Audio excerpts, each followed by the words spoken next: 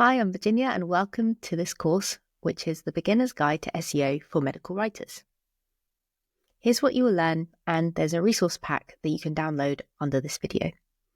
We will talk about what SEO is and marketing funnels and link building, on-page and off-page SEO, how to optimize your content for search engines, how SEO applies to social media content, how to optimize your content for smartphones, and keyword strategy, reader personas, and search intent.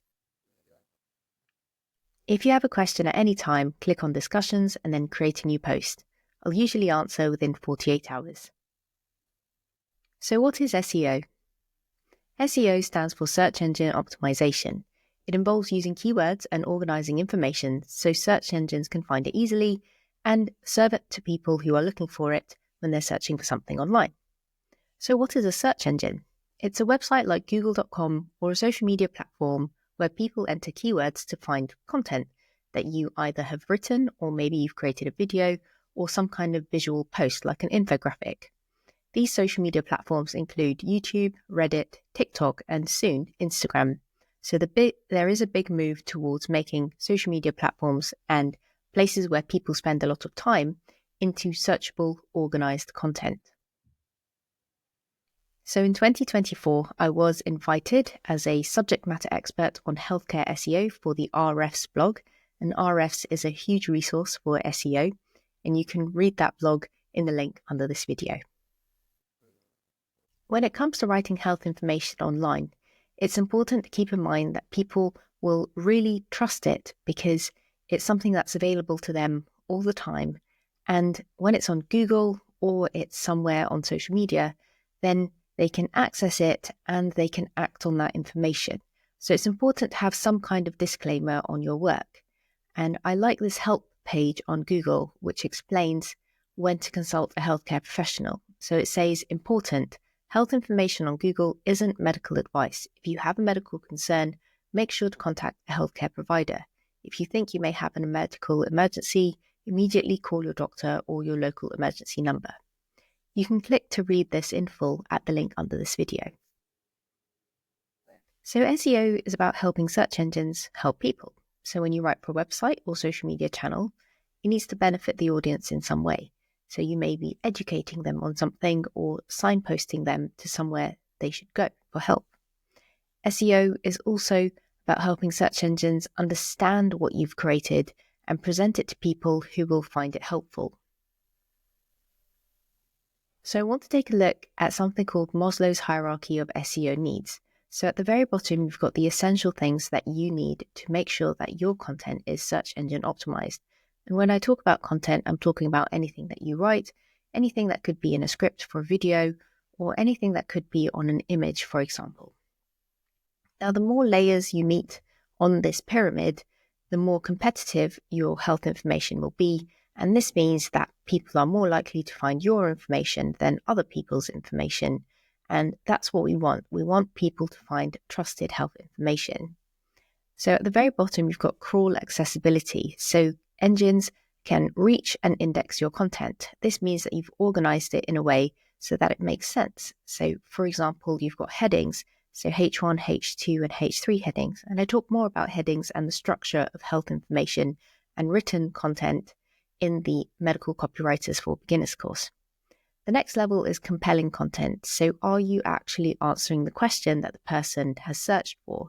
So if someone has searched how to use paracetamol, for example, and you start talking about how to take ibuprofen, then that's not going to be very helpful for the person who's looking for it because you haven't answered the question. The next level, level 3, is keyword optimized. So are you using words that people are actually searching for? So are they entering those words into a search engine on social media or on Google? And are they able to match those words onto your written information or your video or your infographic? Next level, level 4, is a great user experience. So this is where SEO starts to become a little bit technical. So this means you have to work with someone to make sure the information you've got is loading quickly. So you're not spending 2 minutes waiting for the website or the video to start working. And it's easy to use the information. So can people skim the information? Can they pick out the information they need quickly, and also compelling on any user interface on any device. So the user interface, or UI for short, is when you are actually looking at information that's organized in a way that people can find their way around easily. And it means that it's not cut off on one edge, for example. So if it's made for desktop, you might need to make it in a different way for a smaller screen like a mobile phone or a tablet. The next level, level 5, is share-worthy content. So this means that people are linking back to you, and we'll talk about linking later on in the course. We'll also talk about citations, and amplification is when people start to really share your information, and maybe they post about it, maybe they recreate it in some way. And this is really helpful information, or maybe it's something that's really entertaining or something that people find really interesting.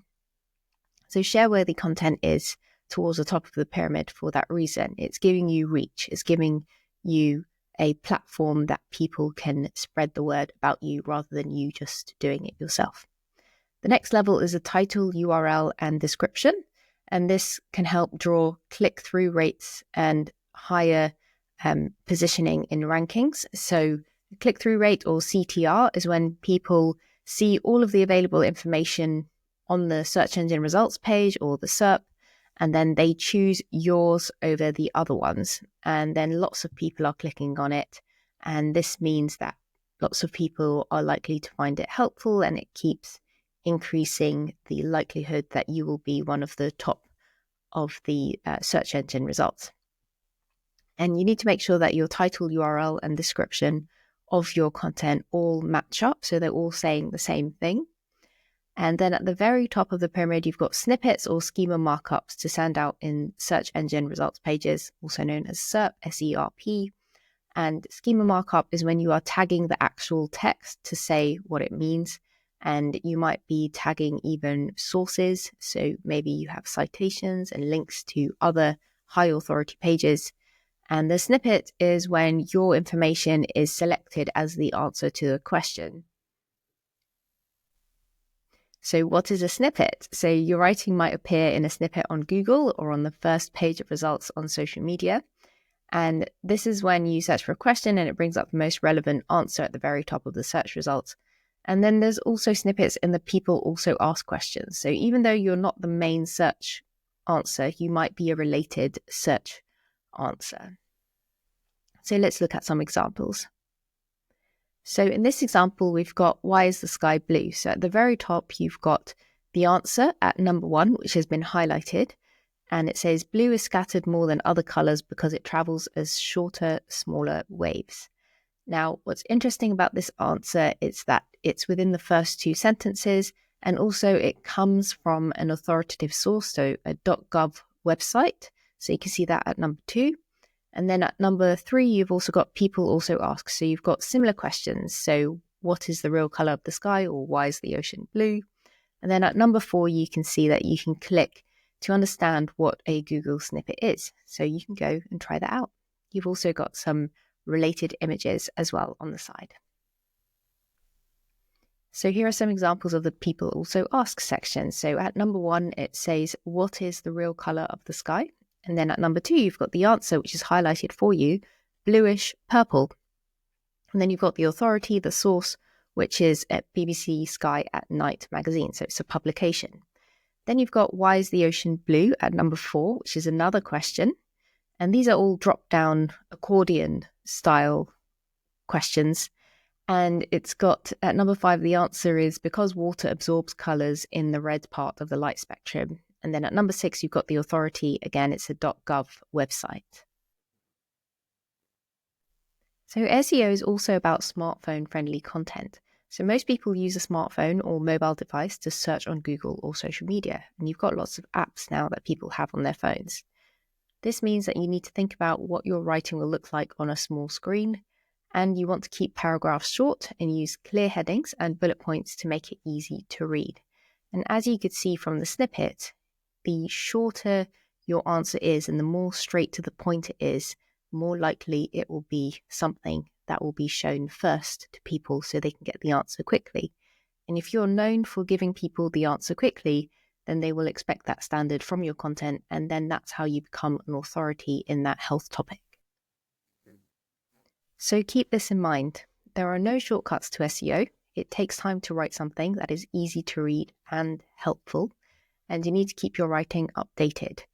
Reputation takes years to build because people decide if your writing is helpful, and they will decide as a community as well. So as you can remember from the pyramid that we looked at, there are several levels which involved making sure that it's useful, it's user-friendly, and also that it's shareable as well. So to maintain your SEO, you need to keep your content up to date. So this means tracking all the content that you create with dates and keyword clusters. So keyword clusters are words or phrases related to each other. Medical content is your money or your life content, also known as YMYL. So Google and search engines will take extra steps to check your content is credible before it shows it to people. And you want to link your content to trustworthy websites or get those websites to talk about you. So you want people who have an authority in that topic as well. So that's where subject matter experts come in. And then if you can get links from publications or organizations or similar websites to you, then that will help to boost your rankings on search engine results pages too. So I want to mention a little bit about AI and SEO. So there's a bit of a debate about whether artificial intelligence or large language models or a generative AI is actually going to affect search engine optimization. So it is best practice to have an AI use policy before you use AI to write health or medical information. And you may want to ask your client if they have this if you are writing for them. You should not rely on AI to translate health information, as it may not be accurate or culturally appropriate, or consider bias as well. So if you do use AI to translate health information, then you should have some kind of declaration on your page to tell people that you have used AI to translate it. Everything you use AI for will be used to train the AI as well. So there are some agencies and some companies that have their own internal AI that they use because they do not want what they enter into the AI to be shared with the general public or other users of that AI platform. Sometimes AI can save you time, but you need to be clear and detailed with the instructions that you give it. These instructions are called prompts, and this helps you to get what you want in terms of how you want it to write. And it's important that you have a structure for how you do this if you are going to use it. And some people might argue that giving the instructions to an AI will just need as much time as giving instructions to a human.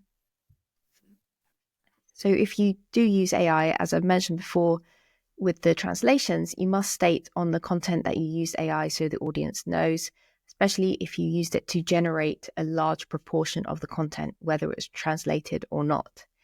You can use AI to find keywords and research for you, or suggest a structure for the content that you will create, such as figuring out the best titles and headings based on what currently exists or what's currently working or what's currently ranking high on search engine results pages.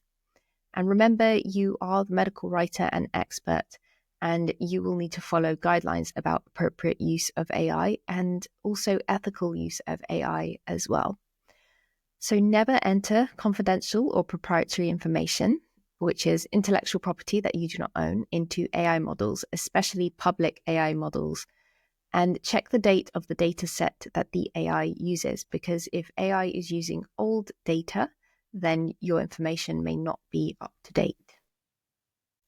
100% AI generated content is not something I would recommend because it may contain false information that may harm someone's health. And if you need to use AI, you must aim to rewrite as much of it as possible so that it is considered original content. You must always check that the information is true and find the original source of information that the AI used if possible. You cannot include fake names of subject matter experts or fake quotes, and try to avoid fake citations as well, because AI is known to hallucinate, but it depends on the model that you use.